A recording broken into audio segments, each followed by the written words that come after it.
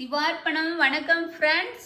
நாம் இன்னைக்கு என்ன பார்க்க போறோம்னா, இந்த உலகத்துக்கு பிரபஞ்சத்துக்கு ஒளிக்கடவுளா இருக்கிறாரு, ஒளியை கொடுக்குறாரு. ரெண்டாவது நவகிரகங்களுக்கு தலைவராக இருந்து நவகிரகங்களை வழி நடத்துறாரு. எல்லாத்துக்கும் முதன்மையா இருக்கிற நம்ம சூரிய பகவானை பத்தி தான் நம்ம பார்க்க போறோம். நம்ம கண்ணுக்கு தெரிகிற முதல் கடவுள் யாரு? நம்ம சூரிய பகவான். சூரிய பகவானோட வரலாறு பார்க்க போறோம். பார்க்கலாங்களா ஃப்ரெண்ட்ஸ்? நம்ம சூரிய பகவான் பிறப்பு ரெண்டு விதமாக புராணங்கள் இருக்குது. ஒன்று நம்ம மகாவிஷ்ணு உந்தி கமலத்திலேருந்து பிரம்மாவை படைக்கிறாரு. பிரம்மாவை படைத்து பிரம்மாவுக்கு படைப்பு தொழிலை செய்ய சொல்கிறாரு. பிரம்மா படைப்பு தொழிலை செஞ்சு பல உலகங்களை படைக்கிறாரு. அதில் எல்லாம் இருளாக இருக்குது. மகாவிஷ்ணு அதில் ஓம்ங்கிற பிரணவ மந்திரத்தை உருவாக்குறாரு. அதிலிருந்து ஒரு ஒளி உருவாகுது. அந்த ஒளி தான் நம்ம சூரிய பகவான் அப்படின்னு சொல்லிட்டு ஒரு புராணம் சொல்லுது. அது மார்க்கண்டேயர் புராணம் அப்படின்னு சொல்லுது. இன்னொரு புராணம் சாம்பா புராணம் என்ற நூலில் சூரியவன் அவதரித்த கதையை விரிவாக சொல்கிறாங்க.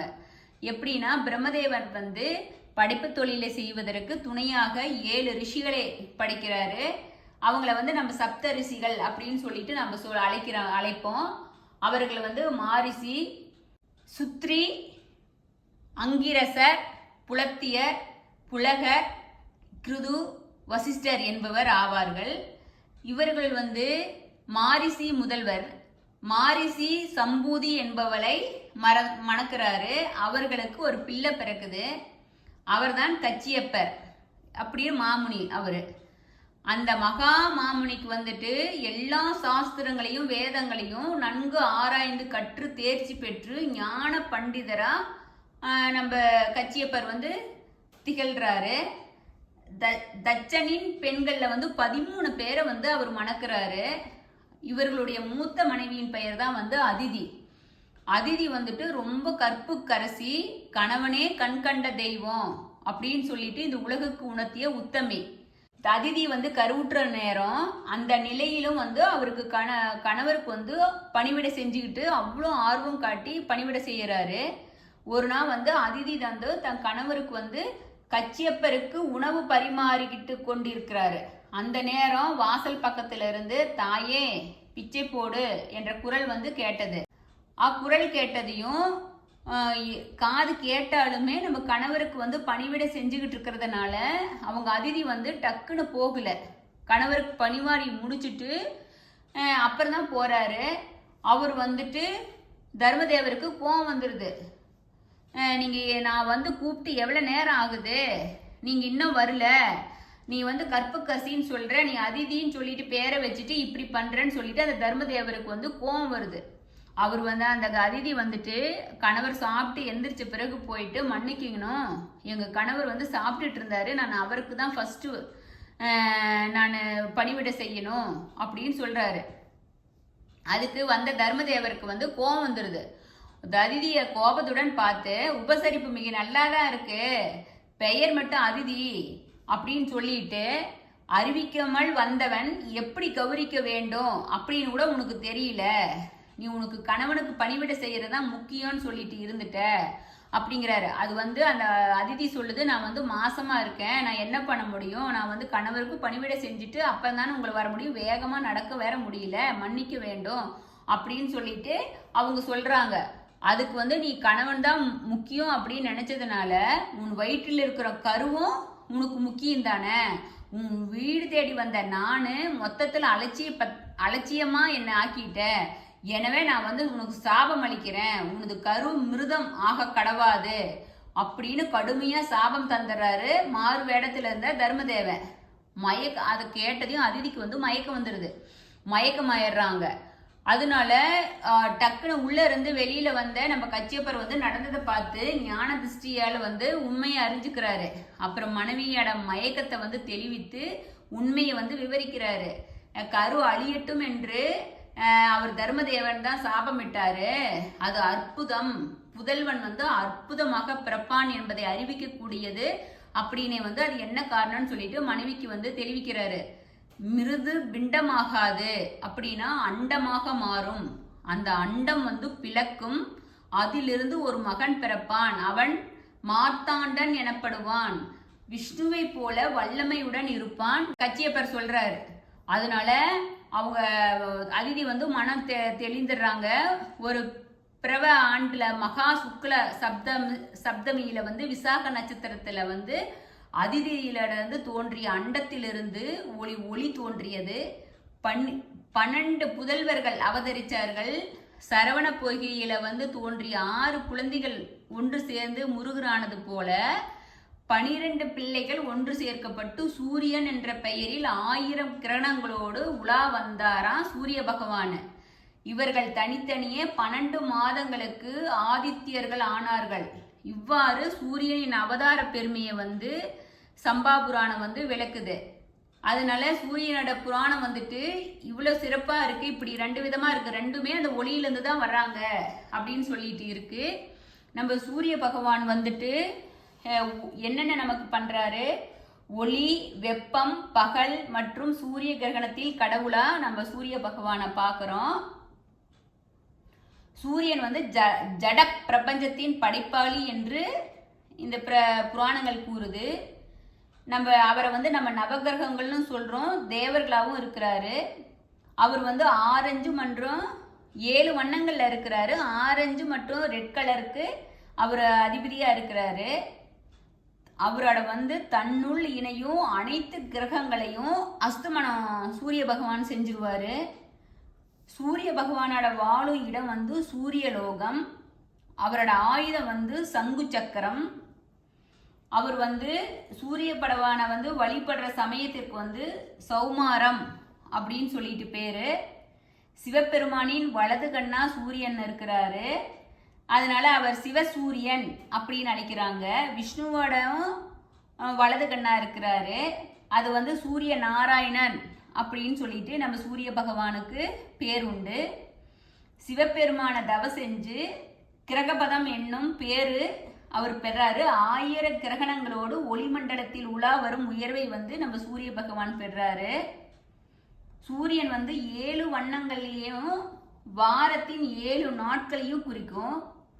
7 குதிரைகள் பூட்டிய தேரில் வானவில் 7, சப்த ரிஷிகள் 7, திருமணத்துல சப்தபதி 7, 7 பிரப்புகள், இசையில் 7 குறிப்புகள், இப்படி எதை எடுத்தாலும் 7 எண்ணிக்கையில இருக்கும்.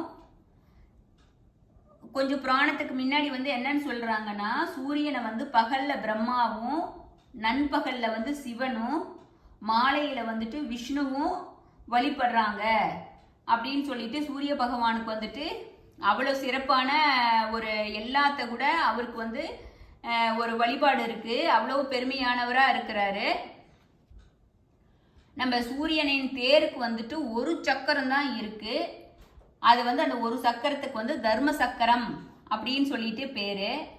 நம்ம குதிரைகளை வந்து குதிரைகளுக்கு வந்து 7 குதிரைகள் இருக்கு இல்லைங்களா ஃப்ரெண்ட்ஸ். அந்த 7 குதிரைகளோட பெயர்கள் வந்து ஜெய, அஜய, விஜய, ஜிதப்ரண, ஜிதஸ்ம, மனோஜவ, ரோத அப்படின்னு சொல்லிட்டு குதிரைகளோட பேரு. அந்த சூரியனோட தேரை ஓட்டுபவர் வந்து அருணன் என்பவர். அவருக்கு வந்து கால்கள் கிடையாது. இவர் யாருன்னா மகாவிஷ்ணுவின் திருவடி, பெரிய திருவடி அப்படின்னு நம்ம பயபக்தியா அழைக்கிற கருட பகவானோட சகோதரர் தான் நம்ம சூரிய பகவானோட தேர் ஓட்டி அருணன். சூரிய பகவான் வலம் வரும் தேரின் சக்கரம் வந்து உத்தரயானம், தச்சியானம் என 2 பாகங்களை கொண்டது. சூரியனின் ரதம் வந்து பொன்மயமா இருக்கும். இந்த ரதத்துக்கு வந்து 5 ஆரங்களும் 3 நாபிகளும் உண்டு. 3 நாபிகளும் 3 காலத்தை குறிக்கும். சூரிய சக்கரத்தை வந்து 6 கட்டைகளும் 6 ருதுகளை குறிக்கிறது. 7 நிறங்கள் வந்து என்னென்ன அப்படின்னா வயலட், இண்டிகோ, நீலம், பச்சை, மஞ்சள், ஆரஞ்சு மற்றும் சிவப்பு கலர்ல இருக்கும். இதையே வந்து 7 நிறத்தை வந்துட்டு சான்ஸ்கிரிட்ல வந்து உரைநடையில வந்து என்னன்னு சொல்லுவாங்கன்னா காயத்ரி, பிருகதி, உஜ்னி, ஜகதி, திருஷ்டுபா, அனுஷ்டுபா மற்றும் பங்க்தி அப்படின்னு சொல்லிட்டு சொல்லுவாங்க. நம்ம சூரிய பகவானுக்கு வந்துட்டு ஜோதிடத்துல வந்து 12 விண்மீன்களில் சிம்மத்தின் அதிபதியா நம்ம சூரிய பகவான் இருக்கிறாரு. நம்ம சூரிய பகவானை வந்து ரவினும் ஞாயிறுனும் கதிரவனும் நம்ம வந்து பகலவன், அனலி, வெய்யோன், ஆதவன், பருதி, ரவி அப்படின்னு சொல்லிட்டு பலவிதமான பேர் இருக்கு சூரிய பகவானுக்கு. இவர் வந்து ஞாயிற்றுக்கிழமைக்கு அதிபதியா இருக்கிறாரு. நம்ம சூரிய பகவானுக்கு உகந்த விசேஷம் என்னன்னா மகர சங்கராந்தி, பொங்கல், சப்ததசமி, ரத சப்தமி, சத் பூஜை, கும்பமேளா ஆகிய வந்து சூரியனரை வந்து நம்ம வணங்குறதுக்கு ஆன விழாவா இருக்கு. நம்ம சூரிய பகவானுக்கு வந்துட்டு எத்தனை மனைவிகள் அப்படின்னு சொன்னா சூரிய பகவான் வந்துட்டு 4 மனைவின்னு சொல்றாங்க. அதுல வந்துட்டு நமக்கு 2 மனைவிகளை பத்தி தான் நமக்கு வந்து முழுசா சொல்றாங்க. என்னன்னா சூரிய பகவானோட முதல் மனைவி பேர் வந்துட்டு சுவர்லா தேவி அப்படின்னு சொல்லிட்டு, சுவர்லா தேவி வந்து சுவர்லா தேவி தான் ஃபர்ஸ்ட் மனைவி. 2வது வந்து சாயா தேவி. அவர்களுக்கு வந்து சுவர்லா தேவிக்கு வந்து 2 மகன்களும் 1 மகளும் பிறக்கிறாங்க. மகன்களுக்கு வந்து வைவஸ்தமனு, இமய தர்மராஜன் மற்றும் மகளுக்கு யமுனை என்று பெயர் வந்து. அந்த யமன் தான் அவங்க சன்னுன்னு சொன்னேன் இல்லைங்களா. சூரியனோட வந்து சுவர்கலா தேவி வந்து இல்லறம் இனிதி நடத்தினாலும் அவருக்கு வந்து அந்த சூரியனோட அந்த வெப்ப கதிரில் வந்து வாழ முடியல. இருக்க அவங்களோட சக்தி எல்லாம் குறைஞ்சுக்கிட்டே வந்துடுது. அதனால அவங்க என்ன நினைக்கிறாங்கன்னா சுவர்லா தேவி வந்து தவம் செய்யணும், யோக அப்படின்னு சொல்லிட்டு கானகம் போகணும்னு சொல்லிட்டு நினைக்கிறாங்க. ஆனா சூரியனுக்கு தெரியக்கூடாது, சூரியனுக்கோ குழந்தைங்களுக்கோ தெரியாததான் அவங்க போவாங்க. அதனால அவங்க என்ன பண்றாங்கன்னா கானகம் தவம் செய்ய போவங்காட்டி அவரோட ஒளி அவங்களோட அப்படியே பிம்பம் இருக்கும் இல்லையா, நம்ம ஒளி நின்று அந்த அவங்களோட ஒளியவே வந்துட்டு அவங்களோட சாயா கிரகம்னு சொல்லிட்டு நம்ம நின்னோம்னா நம்மளோட நிழல் உருவம் இல்லைங்களா, அந்த நிழலையே வந்துட்டு ஒரு உருவமாக்குறாங்க. அவங்களுக்கு தான் வந்துட்டு சாயா தேவி அப்படின்னு சொல்லிட்டு பேர் வச்சு அவங்க கிட்ட வந்து சொல்றாங்க, தன்னிடம் இருக்கும் சிவசக்தியினால வந்து தன் இல்லாத நேரத்துல சூரியன்கிட்ட வந்து மனைவியா அவரோட மோகத்தை தணிக்க தன் நிழலையே தன்னை போன்ற ஒரு பெண்ணா அவங்க உருவாக்குறாங்க. அவங்களுக்கு தான் சாயா தேவின்னு பேர் வைக்கிறாங்க.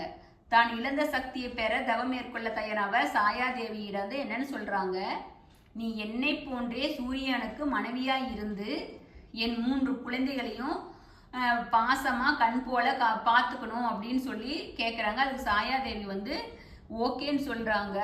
சூரியனுக்கு மனைவியா தங்கள் சொல்படியே நடக்கிறேன், ஆனா சூரிய பகவானுக்கு உண்மை தெரிய வேண்டிய நிலை ஏற்பட்டால் நான் வந்து அவங்க கிட்ட உண்மையை சொல்றதை தவிர்த்து எனக்கு வேறு வழி இல்லை, நான் உங்க குழந்தைங்களை வந்துட்டு பாசமா பார்த்துக்கிறேன் அப்படின்னு சொல்லிடுறாங்க. அதை தொடர்ந்து அவங்க வந்துட்டு யாரும் அறியாதவண்ணா குதிரை வடிவம் கொண்டு தவம் செய்ய அந்த முதல் மனைவி போயிடுறாங்க. அந்த நேரத்தில் சாயாதேவி வந்து சுவர்கலா தேவி போன்று சூரியனோட வந்து குடும்பம் நடத்த ஆரம்பிக்கிறாங்க. அப்போது சூரியனுக்கு வந்து சாயாதேவி மூலமா மறுபடியும் 3 குழந்தைங்க பிறக்குது. அது வந்து ஒரு குழந்தை வந்து கிருத்தத்வாசி, கிருத்தவர்மா ஆகிய 2 மகன்களும் தபதி என்ற மகளும் பிறக்கிறாங்க. அதுல வந்து கிருத்தவர்மா அப்படிங்கிற பெயருடைய ஆண்மகன் வந்து பின்னாடி வந்து நம்ம சனீஸ்வர பகவானா அவர் வந்து பேர் எடுக்கிறாரு. அவரோட சகோதரி தபதி வந்து நதியா ஓடிட்டு இருக்காங்க. அந்த யமுனையும் முதல் மனைவியோட பொண்ணும் வந்துட்டு யமுனை நதியா ஓடிட்டு இருக்காங்க. நம்ம சனீஸ்வர பகவான் வந்து கரும நிறம் கொண்டவர். அவர் செயல்கள் வந்து எல்லாமே சூரியனுக்கு வந்து ஆப்போசிட்டா எதிராகவே இருக்கு. அதனால சூரியனுக்கும் நம்ம சனீஸ்வர பகவானுக்கும் எப்ப பாரு ஒத்தே வரவே வராது. அதனால சனி பகவான் வந்து சர்வேஸ்வரான சிவபெருமானம் ரொம்ப பக்தி கொண்டு அவர் மேல ரொம்ப தவம் இருக்கிறாரு. அதனால சிவபெருமான் வந்து அவங்க அம்மாட்ட ஆசீர்வாதம் வாங்கிட்டு நான் சிவபெருமானுக்கு வந்து நான் தவம் செய்ய போறேன் அப்படின்னு சொல்லிட்டு காசி சேர்றாரு நம்ம சனி பகவானு. காசியில வந்துட்டு லிங்கம் ஒன்றை எழுந்தருள செய்து பல ஆண்டுகள் வந்து கடுந்தவம் செய்யறாரு. அவரை பக்தியை கண்டு மெச்சி நம்ம சிவபெருமான் வந்து பார்வதி சகோதரா காட்சி அளிச்சாரு. அப்ப சிவபெருமான் வந்து சனி பகவானை நோக்கி உனக்கு என்ன வரம் வேணும் அப்படின்னு சொல்லி கேட்கிறாரு. சனி பகவான் சொல்றாரு, எனக்கு என் தந்தையை விட அதிக பலத்துடனும் பார்வையும் தர வேண்டும் அப்படின்னு சொல்லி கேட்குறாங்க. என் உடன் பிறந்தவர்கள் வந்து உயர்நிலைக்கு சென்றுட்டாங்க, நான் அவர்களை விட பராக்கிரமசாலியாகவும் பலசாலியும் ஆக வேணும். இன்னும் சொல்ல போனா தங்களுக்கு அடுத்த இடத்தை எனக்கு அருள வேணும் அப்படின்னு சொல்லிட்டு நம்ம சனீஸ்வர பகவான் கேட்குறாரு. அதுக்கு வந்துட்டு அவர் வேண்டுகோளை இட்ட ஈஸ்வரன் வந்து சனீஸ்வரன் அப்படின்னு சொல்லிட்டு அவருக்கு வந்து பட்டம் கொடுத்துறாரு. அதுக்கப்புறம் தான் அவருக்கு அந்த பேர் வருது. நம்ம சூரிய பகவான் வந்துட்டு இன்னும் யாருக்கெல்லாம் அவரோட பசங்களா நம்ம சொல்றாங்க அப்படின்னு சொன்னா, நம்ம கர்ணன் இருக்கிறார் இல்லையா, கர்ணன் வந்துட்டு குந்தியோட மகன். ஆனா அது எப்படின்னா அது சூரியன் தான் அப்பா.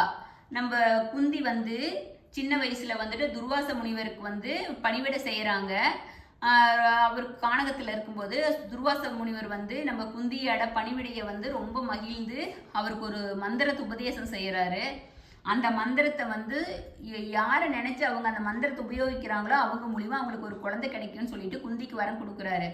அந்த குந்தி வந்து அந்த சின்ன வயசுல புரியாத வயசுல வந்துட்டு அந்த மந்திரத்தை சொல்லி சூரிய பகவானை கூப்பிட்டு சூரிய பகவானுக்கு அந்த மந்திரத்தை சொல்லும் போது சூரிய பகவானை வந்து ஆசி கொடுத்து மனமகிழ்ந்து சூரியன் வந்து குந்திக்கு ஒரு மகன் கொடுக்குறாரு. அதுதான் கர்ணன்.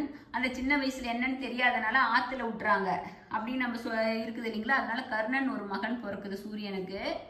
அதனால சூரியனின் மும்மூர்த்தி அம்சமா விளங்குறாரு. பிருகு முனிவரும் வந்துட்டு சூரியனின் மகன் தான். பிருகு முனிவர், வால்மீகி, அகத்தியர், வசிஷ்டர், கர்ணன், சுக்ரீவன் ஆகியோரும் வந்து சூரிய தேவனின் அருளால் பிறந்தவர்கள்னு ராமாயணம் மகாபாரதம் வந்து நமக்கு வந்து விளக்குது சொல்றாங்க. நம்ம சூரிய பகவான் வந்துட்டு எதெல்லாம் சுயநிலை நம்ம சூரிய பகவானை கும்பிட்டோம்னா, நம்ம சூரியன் வந்து ஒருவருடைய ஜாதகத்துல வந்து லக்கணத்துல நின்றால் முன்கோபம் வரும். நம்ம நடைமுறையில வந்துட்டு சூரியனை வந்து பிதிர்காரகன் அப்படின்னு ஆத்மகாரகன் நம்ம சொல்றோம்.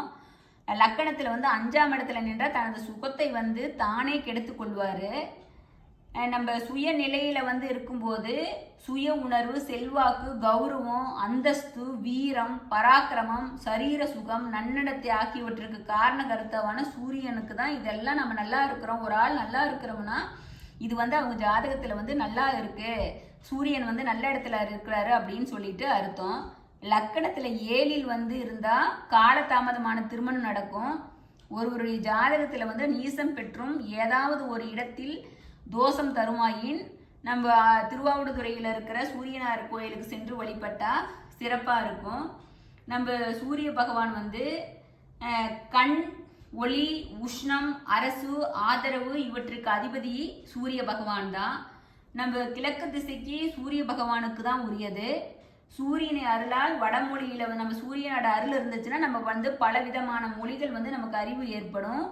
அதிதேவதை வந்து அக்னி, பிரத்யதி தேவதை வந்து ருத்ரன், தானியம் வந்து கோதுமை, நிறம் வந்து சிவப்பு, வாகனம் வந்துட்டு 7 குதிரைகளை பூட்டிய தேரு, ரதம், தலம் வந்து சூரியனார் கோயில், மலர் வந்து செந்தாமரை, எருக்கு, வஸ்திரம் வந்து சிகப்பு, ரத்தனம் வந்து மாணிக்கம், அன்னம் வந்து கோதுமை, ரவா, சர்க்கரை பொங்கல் வந்து சூரியனுக்கு உகந்தது.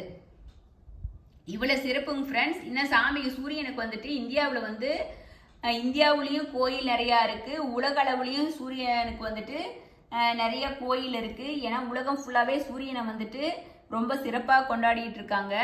இப்போ வந்து 20ஆம் நூற்றாண்டுல வந்துட்டு சூரியனுக்கு வந்துட்டு நம்ம சூரிய நமஸ்காரம் அப்படின்னு சொல்லிட்டு ஒரு யோகாவை கொண்டு வந்து இப்போ 20ஆம் நூற்றாண்டுல இப்போ புதுசாக பண்ண ஆரம்பிச்சிருக்காங்க. அதனால சாமிக்கு சூரியனாருக்கு வந்துட்டு எங்கெங்க கோயிலுக்கு சூர்யாவில் இருக்க மெயின் கோயில் வந்துட்டு நம்ம தமிழ்நாட்டில் இருக்கிறதுல வந்துட்டு திருவாவடுதுறையில் இருக்கிற ஆவடுதுறையில் சூரியனார் கோயில் தான் மிக சிறப்பு. சூரியனார் கோவில் வந்து ஒரிசாவில் கோனராக்குங்கிற இடத்துல இருக்குது. இது வந்து 13ஆம் நூற்றாண்டுல கட்டப்பட்டது. அரசவள்ளி சூரியனார் கோவில் அப்புறம் ஸ்ரீகாகுளம் ஆந்திராவில் உள்ளது. காஷ்மீர்ல ஸ்ரீநகர் பள்ளத்தாக்குல உள்ள மார்த்தாண்டல்ல பிரபலமான கோவில் உள்ளது. மார்த்தாண்ட சூரியனார் கோவில் அப்படின்னு சொல்லிட்டு இது வந்து கிபி 8ஆம் நூற்றாண்டில 2ஆம் பாதியில கார்கோட்டா மன்னன் லலிதா நித்திய முக்த பிதாவால் கட்டப்பட்டது. அதனால சூரியனுக்கு வந்து இந்த இடத்துல எல்லாம் கோயில் இருக்கு. இது இல்லாதையும் நம்ம எல்லா சிவன் கோயில்லையும் நம்ம சூரியனுக்கு வந்து நவகிரகங்களையும் நடுநாயகமா இருக்கிறாரு. ஆனா சிவனுக்கும் சூரியனுக்கும் சந்திரனுக்குன்னு சொல்லிட்டு ஒவ்வொரு சூரியன் எல்லா சிவன் கோயில்லையும் சூரியனுக்கு வழிபாடு உண்டு. அதனால நம்ம சூரியனோட புராணங்கள் பார்த்தோம். நம்ம சூரியன் வந்து எவ்வளவு சிறப்பு மிக்கவர் அப்படின்னு சொல்லிட்டு நம்ம முன்னோர்களும் வந்துட்டு சூரியனோட உலகத்துல தான் இருக்காங்க.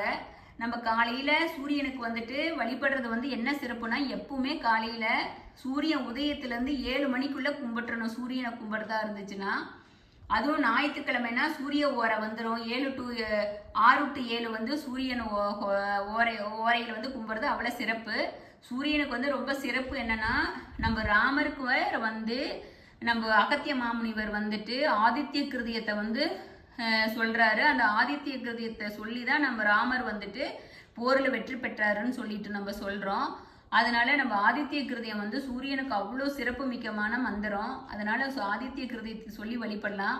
சூரியனுக்கு இல்லாட்டி ஞாயிறு தமிழ்ல வந்துட்டு ஞாயிறு சீலமாய் வாழ சீரரு புரியும் ஞானம் புகழும் ஞாயிறிய போற்றி சூர்யா போற்றி சுதந்திரா போற்றி வீரியா போற்றி வினைகளை களைவாய் அப்படின்னு தமிழ் மந்திரம் இருக்கு. ஓம் பாஸ்கராய் வித்மக மகத் விதிகராய் திமிகி தன்னோ ஆதித்ய பிரசோதியாத் அப்படின்னு இருக்கு. ஜபா குசிம சங்காசம் காட்சிபய மகாத்யுதியம் தாமோரியம் சர்வ பாபக்த பிரணதோஷ்மி திவாகரம் அப்படின்னு இருக்கு. சூரியம் சுந்தரம் லோகநாதம் அமிர்தம் வேதாந்த சார சிவம் ஞானம் பிரம்மமயம் லோகைக சித்தஸ்வயம் இந்திரதித்ய நராதிபம் சுரகுரும் திரைலோக்கிய சூடாமணியும் பிரம்மா விஷ்ணு சிவஸ்வரூப கிருதியம் வந்தே சதா பாஸ்கரம் அப்படின்னு சூரியனுக்கு வந்து நிறைய மந்திரங்கள் இருக்கு. அதனால நீங்க சூரியனோட வழிபாடு படுறது ரொம்ப சிறப்பு. நம்ம கண்ணுக்கு முன்னாடி தெரிகிற கடவுள் வந்துட்டு நம்ம சூரிய பகவான் தான். இந்த உலகத்துல வந்து எல்லா பொருளும் தோன்றதுக்கு முன்னாடி மக்கள் வந்துட்டு ஃபர்ஸ்ட் சூரியனையும் ஒளி தான் கும்பிட்டாங்க. அக்னியினாலும் சூரிய பகவான் தான். அதனால சூரியனோட அருள் பெற்று வாழ்க்கையில எல்லாரும் வெற்றி அடையணும் அப்படின்னு சொல்லிட்டு சிவார்ப்பணம் 61 சேனல் உங்களுக்கு வாழ்த்து தெரிவிச்சுக்கிறோம். சிவார்ப்பணம் ஃப்ரெண்ட்ஸ், அடுத்தது வந்துட்டு அடுத்த புராணத்துல பார்க்கலாம். நன்றி. சிவார்ப்பணம்.